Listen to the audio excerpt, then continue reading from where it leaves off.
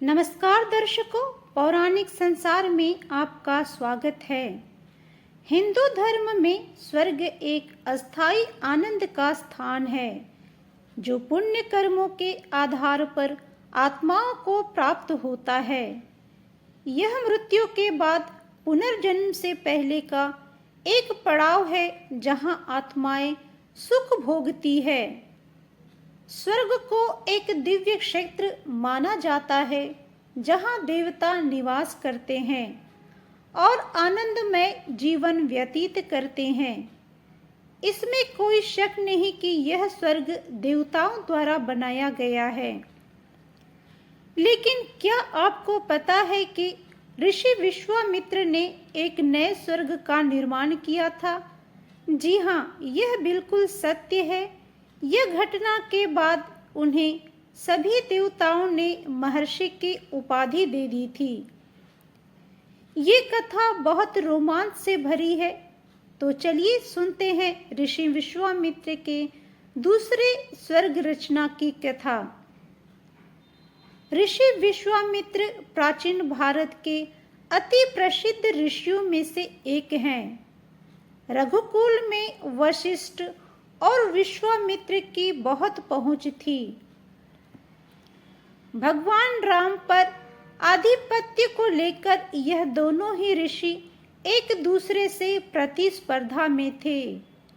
जहां विश्वामित्र राक्षसों के संहार के लिए भगवान राम को लेकर गए थे और वे ही उन्हें राजा जनक के यहाँ होने वाले स्वयंवर में लेकर गए थे, तो दूसरी तरफ ऋषि वशिष्ठ रघुकुल के आचार्य थे। ऋषि विश्वामित्र ने ही गायत्री मंत्र की रचना की थी।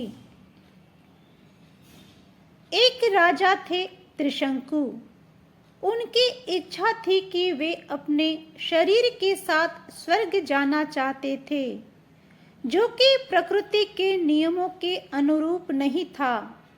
इसके लिए त्रिशंकु ऋषि वशिष्ठ के पास गए, पर उन्होंने नियमों के विरुद्ध न जाने का फैसला लिया और त्रिशंकु को खाली हाथ लौटना पड़ा। फिर त्रिशंकु वशिष्ठ के पुत्रों के पास गए और उन्हें अपनी इच्छा बताई। तब वशिष्ठ के पुत्रों ने क्रोधित होकर उन्हें चांडाल बन जाने का शाप दिया, क्योंकि उन्होंने इसे अपने पिता का अपमान समझा था। फिर भी त्रिशंकु नहीं माने और ऋषि विश्वामित्र के पास गए। तब ऋषि विश्वामित्र ने उन्हें उनकी इच्छा पूरी करने का वचन दिया, जिस हेतु उन्होंने यज्ञ का आयोजन किया और इसके लिए उन्होंने कई ब्राह्मणों को न्योता भेजा, जिसमें वशिष्ठ के पुत्र भी थे।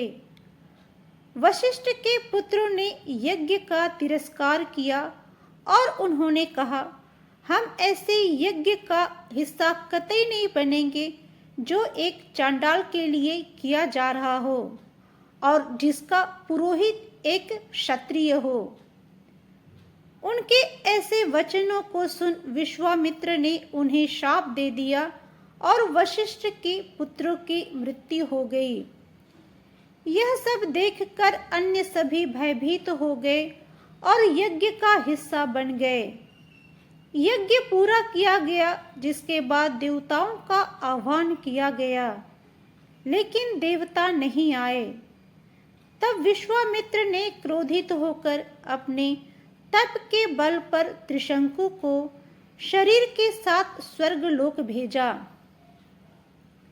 लेकिन इंद्र ने उसे यह कहकर वापस कर दिया कि वो शापित हैं, इसीलिए स्वर्ग में रहने योग्य नहीं है। त्रिशंकु का शरीर बीच में ही रह गया। तब विश्वामित्र ने अपने वचन को पूरा करने के लिए त्रिशंकु के लिए नए स्वर्ग एवं सप्त ऋषि की रचना की। इन सब से देवताओं को उनकी सत्ता हिलती दिखाई दी। तब उन्होंने विश्वामित्र से प्रार्थना की। तब विश्वामित्र ने कहा कि मैंने अपना वचन पूरा करने के लिए यह सब किया है। अब से त्रिशंकु इसी नक्षत्र में रहेगा और देवताओं की सत्ता को कोई हानि नहीं होगी। ऋषि विश्वामित्र द्वारा स्वर्ग बनाए जाने की ये कथा आपको कैसी लगी, कमेंट्स में ज़रूर लिखिएगा। यदि अभी तक आपने पौराणिक संसार को सब्सक्राइब नहीं किया है तो मैं रिक्वेस्ट करती हूँ प्लीज़ चैनल को सब्सक्राइब कर लिए। तो मिलते हैं नए वीडियो में, तब तक के लिए जय सिया राम।